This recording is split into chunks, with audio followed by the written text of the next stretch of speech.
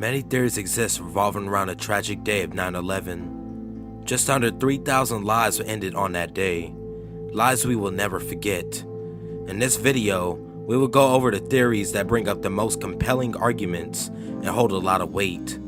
Many people believe everything on the news, but what if the news only told you what you wanted to hear? From a fake Osama bin Laden video, to phone calls being made from thousands of feet in the air, to the leaseholder of the World Trade Center knowing about the attacks and profiting with his new terrorist insurance policy, we go over 12 9/11 conspiracy theories that will blow your mind. Number one. In the week leading up to the tragic event, an extraordinary amount of put options were placed on the United Airlines and American Airlines stocks, the same airlines that were hijacked during the 9/11 attacks. Put options are basically options that would benefit an investor if a stock price declines.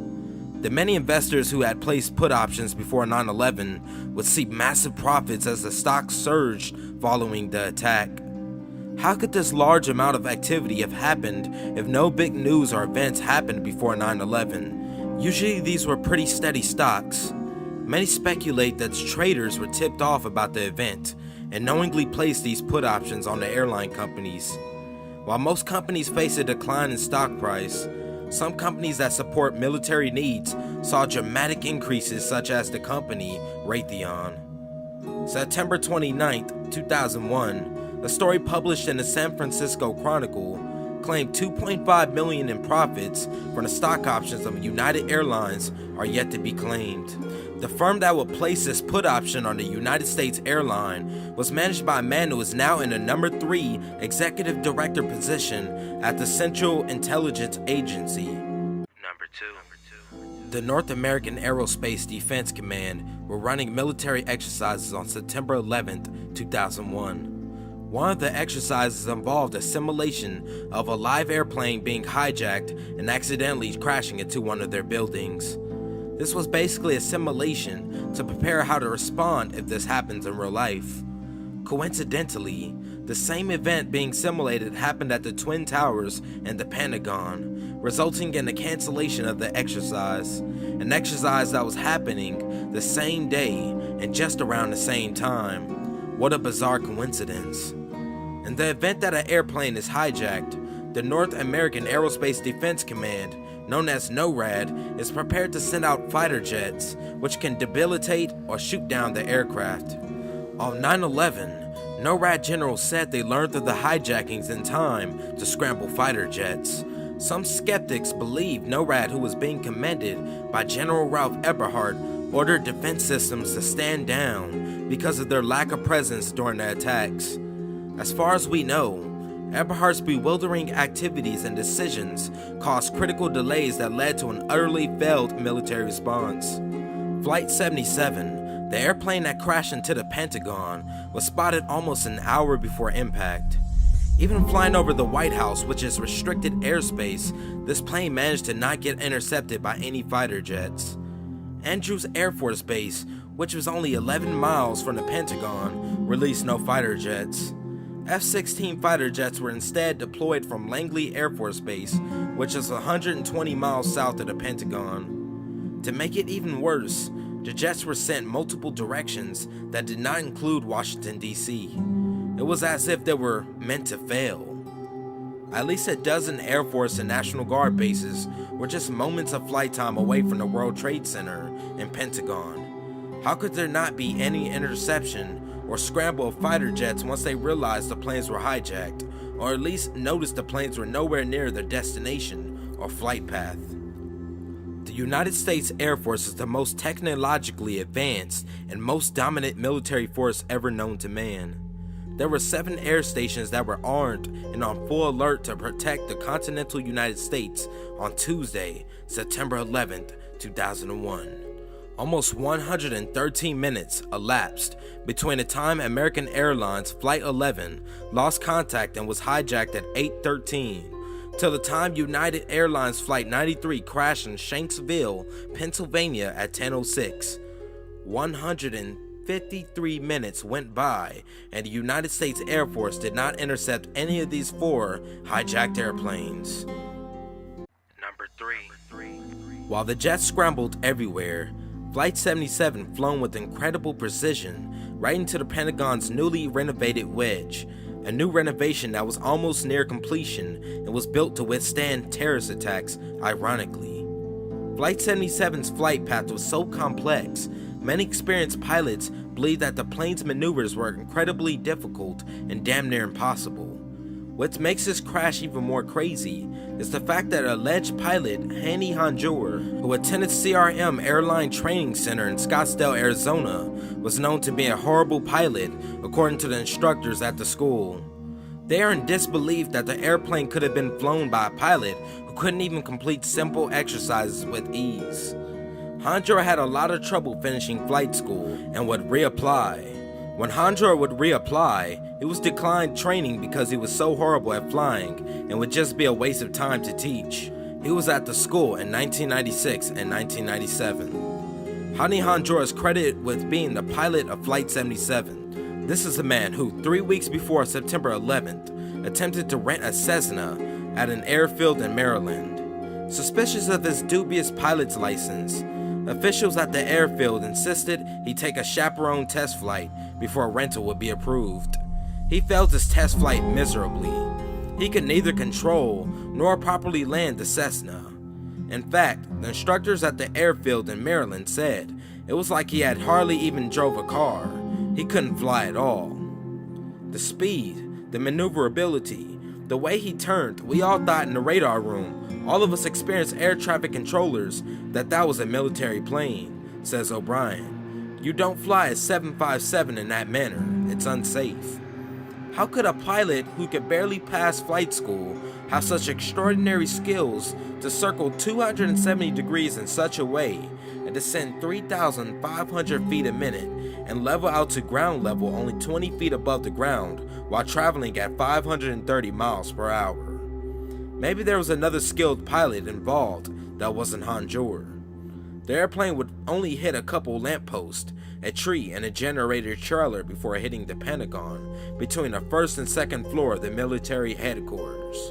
No visible scratches would remain on the lawn of the Pentagon, no large sections of airplane, and no publicly available video exists of the actual event before the blast, despite 83 cameras surrounding the Pentagon. Number 4. When you watch the videos of the Twin Towers collapse, the collapse appears similar to a controlled demolition. This seemed to have been ignored by the 9/11 Commission, as their report would bar 503 first responder eyewitnesses. Explosions in the lobby and sublevels collapsed. What if something other than a plane could have caused the building to suddenly collapse freefall style? One of the first firefighters in the stricken second tower, Louis Coccioli, 51, told People Weekly on September 24th, "I was taking firefighters up in the elevator to the 24th floor to get in position to evacuate workers. On the last trip up, a bomb went off. We think there were bombs set in the building." Many speculate that the towers were in fact blown down to explosives placed in selected locations. Some witnesses and firefighters were counted hearing explosions inside the building as they attempted to escape. Many architects and scientists even maintain that a plane's fuel cannot produce enough heat to melt the steel frames of the two buildings. Demolition experts say that the towers are the most difficult buildings to bring down in a controlled manner. A tower tends to fall like a tree, unless the direction of its fall is controlled by directional charges. The World Trade Center towers smokestacked neatly, falling within boundaries of their foundations. Skeptics say that this could not have happened coincidentally, and it must have been caused by strategically placed and precisely timed internal charges. If they are set in the right points of the building, it would not take too many to make the building collapse without the bombs looking noticeable. A lead engineer who designed the World Trade Center towers expressed shock that the towers collapsed after being hit by passenger jets. Structural engineer Lee Robertson claims to say, "I designed it for a 707 to hit it." The Boeing 707 has a fuel capacity of more than 23,000 gallons, comparable to the 767's 23,980 gallon fuel capacity. Number 5. On September 10, 2001, Secretary of Defense Donald Rumsfeld held a press conference to disclose that over $2 trillion in Pentagon funds cannot be accounted for. Rumsfeld stated, "According to some estimates, we cannot track $2.3 trillion in transactions. According to a report by the Inspector General, the Pentagon cannot account for 25% of what it spends. This is money that we are taxed for." The mishandling of funds was blamed on untracked military spending. Such a disclosure normally might have sparked a huge scandal. However, the commencement of the attack on New York City and Washington in the morning would assure that the story remained buried and forgotten, as most people would raise attention to the terrorist attacks, to the trillions already missing from the coffers. An obedient Congress terrorized by anthrax attacks would add billions more in appropriations to fight the war on terror. Why this loss of $2.3 trillion wasn't such a big scandal still remains a big what the fuck mystery. $2.3 trillion is enough money to provide every living person in the USA approximately $7,210 each. Most of the individuals killed in the Pentagon attack were investigating this missing $2.3 trillion, and the computers storing the data were destroyed in the attacks as well. Many people believe the attack was a cover to kill and destroy all the evidence of the missing $2.3 trillion. A perfect yet complex robbery of taxpayers' money. Number 6. The first 2 planes hijacked crashed into the Twin Towers. The third hit the Pentagon. The fourth hijacked plane, Flight 93, crashed in Shanksville, Pennsylvania. It is still unknown where the plane was headed towards. It is believed that the passengers of Flight 93 fought back against the hijackers and crashed the plane into the field. Some skeptics believe that Flight 93 landed safely while a substitute plane was shot out of the sky. Other theorists believe that the passengers were murdered or relocated and will never be found. Many of these theories question, why is there no plane wreckage at the assumed crash site? Or why is there dry grass near the crash site not burnt at all? And why was the same aircraft reported landing in Cleveland about 2 hours after the crash? United Airlines stated that Flight 93 had landed safely at Cleveland Hopkins International Airport. Mayor Michael R. Wright states, a Boeing 767 out of Boston made an emergency landing Tuesday at Cleveland Hopkins International Airport due to concerns that it may have a bomb on board. This fact also supports the idea of Flight 93 being staged, as it is not possible for Flight 93 to land in an international airport 2 hours later after it had just crashed into a field. Another question is, why didn't this plane have a huge explosion similar to the planes that caused massive explosions upon impact on the Twin Towers? There's a huge amount of untouched grass surrounding the crash site when it should have been burnt. This is supported by the fact that this plane would have been carrying a large amount of jet fuel, like the other planes, which should have ignited and caused a huge explosion, but this did not happen. Approximately 2 weeks later, the FBI made an astonishing announcement to the media that refuted the assumption that most of Flight 93 obliterated. The FBI claimed that they had recovered a whopping 95% of the plane. In the crash photos, it is hard to tell if the airplane even crashed. To further the absurdity, the reason there is no deep 40-degree angle hole in the ground that a Boeing 757 just supposedly bore down through is because after most of the Flight 93 tunneled down into the ground, officials say the loose soil fell back in on itself and covered the hole, thus blocking any view that most of the Flight 93 was down there. And if the official story couldn't get any more absurd, the section of Flight 93 that didn't find itself underground, but separated at impact and bounced in the woods was, get this, the cockpit. Wow. Number 7. In the aftermath of the 9/11 attacks, passports and identification were found as evidence. Many skeptics question How identification made out of paper survived the same explosion that destroyed buildings made out of steel. The passport of one of the hijackers was found by a passerby several blocks from the crash site.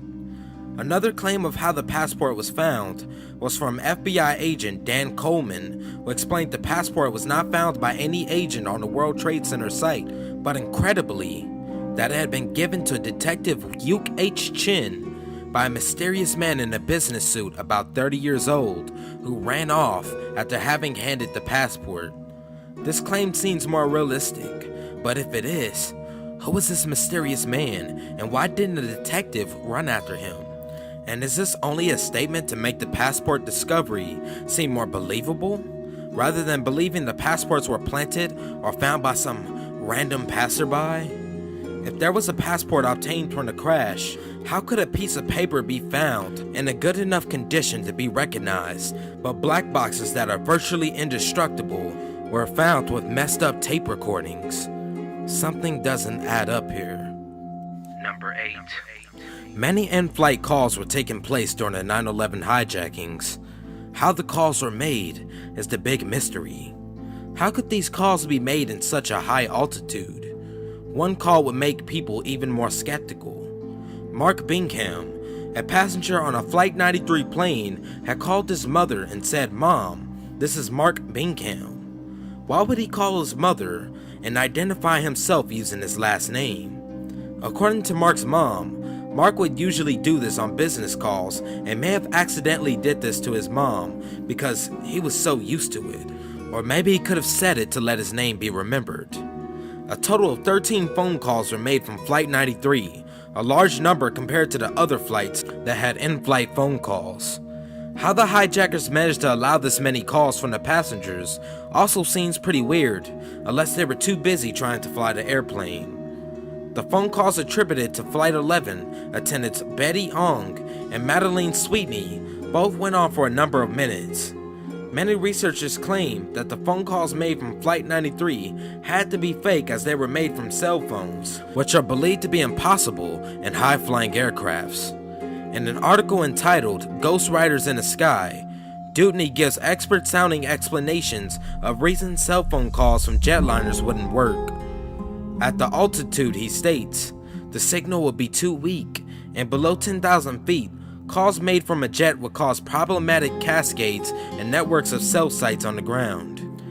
David Ray Griffin offers a tape recording of the phone call from United Airlines 93 flight attendant CeCe Lyles to her husband Lorne Lyles at 9:47 a.m. on September 11, 2001.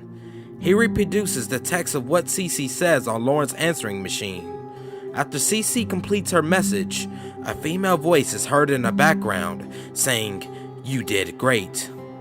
Griffin then asks, how could anyone not take this whispered comment as clear evidence that CeCe Lyle's message was a fake? To call it fake means that the message was not what it purports to be. It could have been a fake produced by voice morphing, or it could have been CeCe Lyles reading the script she was forced to read, in which case, the whispered message might have been a person coaching her. But in either case, the message was not authentic. Many people theorize that she may have been sitting next to a female passenger who was praising her message, but who in the hell would say you did great in a situation like that? The questions still remain on this case. Number 9. All jetliners are equipped with flight data recorders and cockpit voice recorders contained in black boxes designed to survive the most severe crashes. The plane's black boxes were one of the most important items under investigation following the 9/11 attacks. 3 out of 4 black boxes were found during a search, with only one being in good enough condition to listen to. There has always been some skepticism about this assertion, particularly as 2 New York City firefighters, Mike Ballone and Nicholas DeMasi, claimed in 2004 that they had found 3 of the 4 boxes and that federal agents took them and told the 2 men not to mention having found them. The FBI denies this story ever happened. The tape was not initially released, but shared with the families of victims in 2002. To date, None of the contents of any of the black boxes have been released to the public, with the exception of a partial transcript of Flight 93's CVR. The contents of any of the black boxes remained unknown to the public until August of 2006. Authorities have previously claimed that all but the voice recorder of Flight 93 were either not recovered or too damaged to yield data. Moreover, these devices are almost always located after crashes, even if not in usable condition, and the cleanup of the World Trade Center was meticulous, with even tiny bone fragments and bits of human tissue being discovered so that almost all the victims were ultimately identified. Even a seat cushion from one of the planes was discovered after the crash. Events that would damage the recorders sufficiently to make them unreadable are extremely rare. NTSB spokesperson Ted Lopakiewicz, I think I said that right, said that he couldn't recall a domestic case before 9/11 in which the recorders were not recovered. The recorders are designed to survive the kinds of impacts that happened at the World Trade Center and the Pentagon. Number 10. Osama bin Laden originally denied any involvement with the 9/11 attacks on 2 separate occasions, but quickly afterwards, multiple tapes came out claiming he was fully responsible. One of the only times bin Laden specifically confessed to having planned the 9/11 attacks was in a video that was later declared to be a total fake. Were these fake Osama bin Laden videos made to turn the United States against Osama bin Laden and support a war that would cost trillions of dollars and thousands of lives? The December 2001 Fat Nose bin Laden video was magically found in a house in Jalalabad after anti-Taliban forces moved in. So you're telling me we can find random tapes of one guy on the other side of the country, but we can't find black boxes of an aircraft? Wow. The video featured a fat Osama laughing and joking about how he carried out 9/11. The video was also mistranslated in order to manipulate viewer opinion and featured bin Laden praising 2 of the hijackers, only he got their names wrong. This Osama also used the wrong hand to write with and wore gold rings, a practice totally in opposition to the Muslim faith. Leading expert on bin Laden, Duke University professor Bruce Lawrence, is also adamant that this so-called 9/11 confession tape is an outright fake that has been used by U.S. intelligence agencies to deflect attention from conspiracy theories about 9/11. When researchers continued to point out this fact, a second bin Laden 9/11 confession appeared, this time in the form of an audio tape, released November 2007. A speaker who sounded like bin Laden, according to Reuters, specifically pointed out that he was solely responsible for 9/11 and received no outside help. Once again, the tape contained no reference to current events that would have indicated when it was recorded. Every analysis of a newly released Al-Qaeda or bin Laden tape has revealed inconsistencies, flaws, and suspicions. Wow. Number 11. New York real estate developer Larry Silverstein and several key individuals associated with this firm, Silverstein Properties, appear to have had remarkable luck on September 11, 2001, when changes in their schedule or coincidental circumstances saved them from being high up in the World Trade Center when it was attacked. Silverstein Properties took over the lease of the World Trade Center 7 weeks before 9/11, the only time the complex had gone under private control. And after 9/11, Larry Silverstein sought damages of over $7 billion from his insurers for the destruction of the Twin Towers. On September 11th, the firm had temporary offices on the 88th floor of the North Tower, only a couple of floors from where the American Airlines Flight 11 impacted the tower. Of its 160 employees, 54 were working in those offices at the time of the attacks, and 4 of them died. The fortunate circumstances that kept the high-level individuals out of danger the morning of 9/11 were quite extraordinary.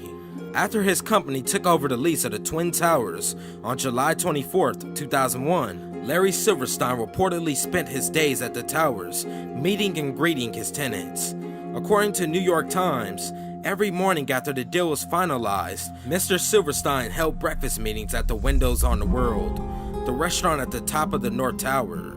Those meetings would begin at 8:30 a.m. Larry Silverstein, a man who ate breakfast at Windows on the World every morning, seemed to just skip out that morning of 9/11, only to still be at his apartment. After complaining of a problem with his skin and the sun, his wife forced him to go to a dermatologist's appointment instead of a meeting at the World Trade Center. She even made the appointment, which was scheduled for that morning.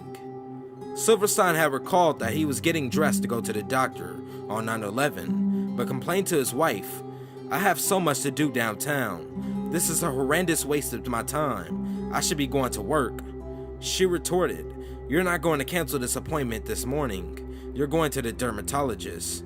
Silverstein has noted, when you're married to the same woman for 46 years, you learn early on to say, "Yes, dear."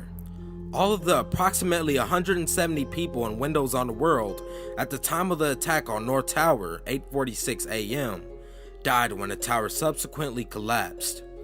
Silverstein's aide, Geoffrey Wharton, could have been one of those 170 people in Windows on the World, as he had an 8:30 a.m. meeting that Silverstein had missed. Wharton was meeting with Liz Thompson, the executive director of the Lower Manhattan Cultural Council. Fortunately, as Thompson has recalled, Wharton had to cut the meeting a little short and decided to escort Thompson down to the lobby. Consequently, Wharton and Thompson got on an elevator at 8:44 a.m., just 2 minutes before Flight 11 hit the tower. Only 2 other individuals were in that last elevator down from the 107th floor. Michael Nestor and Richard Tinner, both senior officials with the New York Port Authority, who were leaving the restaurant because Nestor had a meeting downstairs to attend. The 4 of them were the last people to make it out of Windows on the World alive. 2 of Larry Silverstein's 3 children, Roger and Lisa, were vice president of the Silverstein Properties. After the company took over the lease of World Trade Center, Roger and Lisa Silverstein worked in his temporary offices on the 88th floor of the North Tower, and according to the New York Observer, attended meetings with tenants each morning at Windows on the World as well. But on the morning of September 11th, apparently independently of each other, both of them were running late. As a result, Roger Silverstein was in the parking garage of World Trade Center Building 7 when the North Tower was hit, and Lisa Silverstein was subsequently turned away from the World Trade Center complex by police further uptown. Furthermore, Silverstein Properties had been scheduled to hold a meeting the morning of September 11th in its offices on the 88th floor of the North Tower, reportedly to discuss what to do in the event of a terrorist attack. According to New York Times, that meeting was canceled the night of September 10th because one participant could not attend. Further details of the meeting, such as who was meant to be there, and whether any people managed to stay away from the World Trade Center on 9/11 thanks to its cancellation, are unknown. A crazy fact about what went down before 9/11 was that Silverstein filed 2 insurance claims for any acts of terrorism, the maximum amount of the policy, based on 2, in Silverstein's view, separate attacks. The total potential payout is $7.1 billion, more than enough to build a fabulous new complex and leave a hefty profit for the Silverstein Group, including Larry Silverstein himself. As reported in the Washington Post, the insurance company Swiss Re has gone to court to argue that the 9/11 disaster was only one attack, not 2, and that therefore the insurance payout should be limited to $3.55 billion, still enough to rebuild the complex. During a TV interview with PBS for America Rebuilds in 2004, World Trade Center 7 owner and Twin Towers leaseholder Larry Silverstein made the following statement about the destruction of Building 7. "I remember getting a call from the fire department commander telling me that they were not sure that they were going to be able to contain the fire, and I said, we'd had such a terrible loss of life, maybe the smartest thing to do is pull it. And they made the decision to pull, and then we watched the building collapse." When Silverstein said, "pull it," was he referring to the explosion-controlled demolition of the building? Something people believe may have happened instead of an airplane causing a free-fall collapse? The term pull is also used later in the same PBS documentary by a Ground Zero cleanup worker who said of World Trade Center 6, "It's not every day you try to pull down an 8-story building with cables."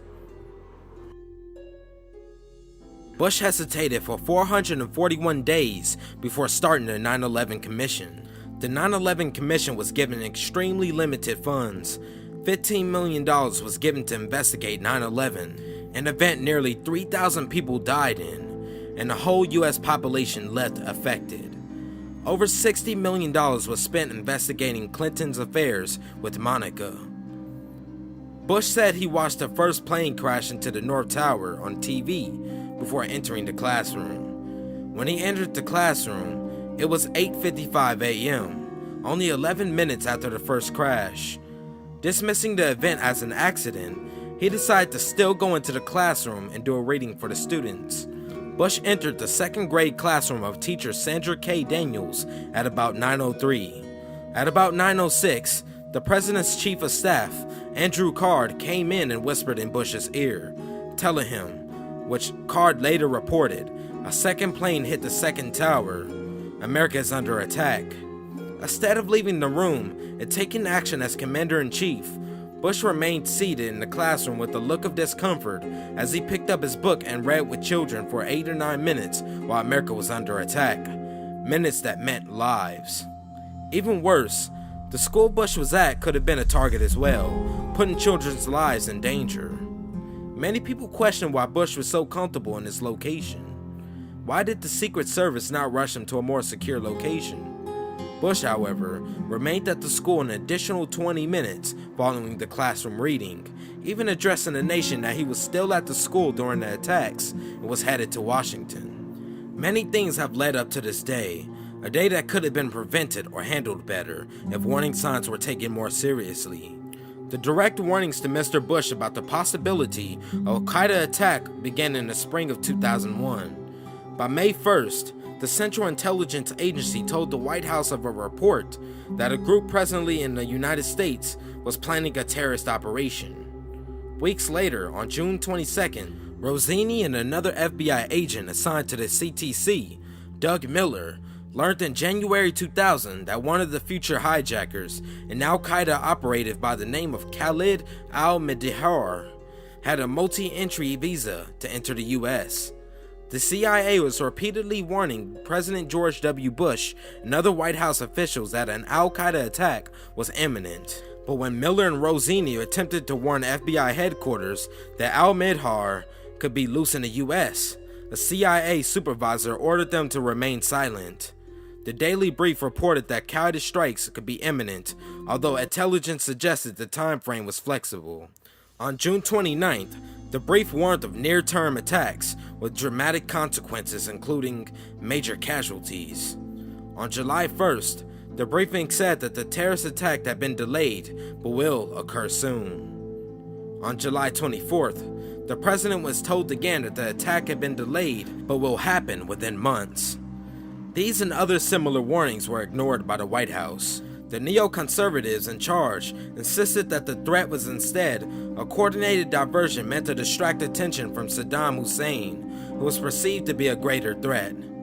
This opinion frustrated the intelligence community, who saw the theory as totally illogical. The White House failed to take any actions. In the aftermath of 9/11, Bush officials attempted to deflect criticism that they had ignored CIA warnings by saying they had not been told when and where the attack would occur. This is true, as far as it goes, but it misses the point. Throughout that summer, there were events that might have exposed the plans had the government been on high alert. Indeed, even as August 6th brief was being prepared, Mohammed al-Qahtani, a Saudi believed to have been assigned the role in the 9/11 attacks, was stopped at an airport in Orlando, Florida by a suspicious customs agent and sent back overseas on August 4th. 2 weeks later, another co-conspirator, Zacharias Mosawa, was arrested on immigration charges in Minnesota after arousing suspicions at a flight school, but the dots were not connected and Washington did not react. The revelation came as legislators demanded an explanation after an FBI memo alluding to ignored warning signs about 9/11 emerged. 2 months before the hijackings, FBI agents in Phoenix reported their suspicions about Arab students at a Phoenix flight school and directly referred to the possibility of a connection to bin Laden.